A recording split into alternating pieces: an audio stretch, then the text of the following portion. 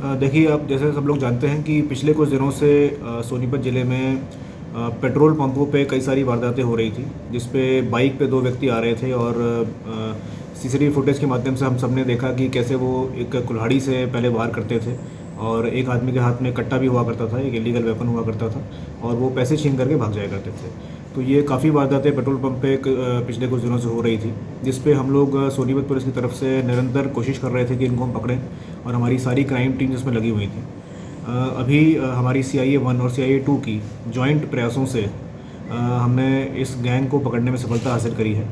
उसके बारे में डिटेल में आपको बताना चाहूँगा। इसमें टोटल 3 लोग थे, जिसमें से 2 लोग तो ऐसे थे जो बाइक पे बैठ कर के वारदात करने आते थे, जिनका नाम है सचिन उर्फ बाबा, जो कि गांव नांगल कला का रहने वाला है, सोनीपत ज़िले का ही। दूसरा व्यक्ति जो बाइक में बैठता था वो है विकास, ये भी गांव नांगल कला का ही है। और तीसरा व्यक्ति जो कभी सामने वारदात करने नहीं आता था, लेकिन ये तीनों एक ही गैंग के पार्ट थे और आपस में जो गैंग का जो पैसा है, जो लूट का पैसा है, स्नैचिंग का पैसा जो ये लेते थे, वो आपस में तीनों बांटते थे। तीसरा व्यक्ति जो है वो है प्रदीप उर्फ छोटा, ये भी नांगल कला का है। तो नांगल कला के तीनों ये व्यक्ति हैं, तीनों आपस में दोस्त थे और इन्होंने इन सारी वारदातों को अंजाम दिया है। इसमें अगर मैं आपको वारदातों का थोड़ा सा अगर समरी बताऊँ तो टोटल 7 वारदातें इन्होंने करी हैं, जिसमें से 5 वारदातें तो पेट्रोल पंप की लूट की हैं, स्नैचिंग की हैं, लूट की हैं। और उन 5 वारदातों में से 4 वारदातें तो इसी ज़िले की हैं और एक वारदात इन्होंने दिल्ली में करी है, नरेला क्षेत्र में करी है। तो 5 वारदातें तो इनकी पेट्रोल पंप लूट की हो गई। एक इन्होंने गैस डिलीवरी एजेंसी के जो डिलीवरी बॉय है उसके साथ स्नैचिंग करी थी इसी ज़िले में, वो भी अभी पिछले महीने की बात है। और एक इन्होंने बाइक चोरी कर रखी है, जो बाइक इन्होंने वारदात में यूज़ करी है, जो काले रंग की पल्सर है जो वारदात में प्रयोग की गई है, वो बाइक इन्होंने चोरी करी थी। वो जुलाई के महीने में कुंडली क्षेत्र से ही चोरी करी थी। तो उसमें भी इनकी क्योंकि चोरी में ये खुद लोग थे तो एक मुकदमा इन पर ये भी है। तो टोटल 7 मुकदमे ऐसे हैं जिसमें ये वांछित हैं। इन सभी मुकदमों में बारी बारी से इनकी गिरफ्तारी की जाएगी।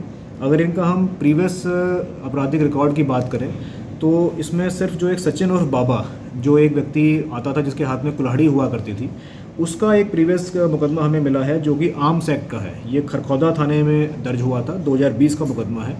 इसमें इससे एक नाजायज़ वेपन मिला था। कुछ दिन ये जेल में इस मुकदमे में रहा था, उसके बाद ये बाहर आ गया था। इसके अलावा अभी तक की जांच में कोई और मुकदमा इसके सामने नहीं आया है। एक मुकदमा और है, वो छोटा लॉकडाउन का के टाइम का मुकदमा है, जिसमें लॉकडाउन को वायलेशन करके ये लोग आगे सड़क पे आ गए थे, तो वो एक मुकदमा वो भी दर्ज है। लेकिन और कोई मिशन था, वो ये था कि कुछ पैसे से कुछ में तो इन्होंने नशा भी खरीदा है। तो ये भी एक कारण था कि नशा आगे खरीद पाएँ, उसके लिए भी ये वारदातें आगे करते थे। और कुछ पैसा इन्होंने आगे भी खर्च किया है। जैसे इनके पास एक जो तीनों को गिरफ्तार किया गया, एक गाड़ी भी इनसे मिली है, I-20 गाड़ी में ये लोग गिरफ्तार हुए थे, तो उस गाड़ी की रिपेयर में भी खर्चा इन्होंने काफ़ी किया है। अन्य भी जो अपने खर्चे होते हैं उसको भी चलाया है उसमें। तो कहाँ पैसा इन्होंने दिया, कुछ उधारी भी इनकी पहले की थी उसको भी चुकाया है। तो सारी जो जहाँ भी पैसे का इसका आगे डिस्ट्रीब्यूशन रहा है, हम इसको जड़ तक जाकर की कोशिश करेंगे कि पैसे को रिकवर करके दिखाएं। सर, इनके स्टूडेंट हैं या सर पढ़ाई छोड़ चुके थे? देखिए, इसमें से एक व्यक्ति जो विकास है वो तो उस B.Tech है और मैकेनिकल इंजीनियर है। कुछ पूछताछ में उसने बताया कि वो एक यहाँ पर सोनीपत में नौकरी भी करता था और काफ़ी अच्छी नौकरी थी, तनख्वाह भी उसको अच्छी, करीब 50,000 के आसपास तनख्वाह उसको मिलती थी। लेकिन बताया उसने कि लॉकडाउन के समय नौकरी उसकी चली गई थी, उसके बाद से वो गलत संगत में पड़ गया, ड्रग्स भी लेनी शुरू कर दी, तो उसके बाद उसने वारदात को अंजाम दिया है। तो उसमें एक व्यक्ति तो B.Tech है, बाकी दोनों ज़्यादा पढ़े लिखे नहीं हैं। तो ये इनका बैकग्राउंड है। ठीक है, थैंक यू।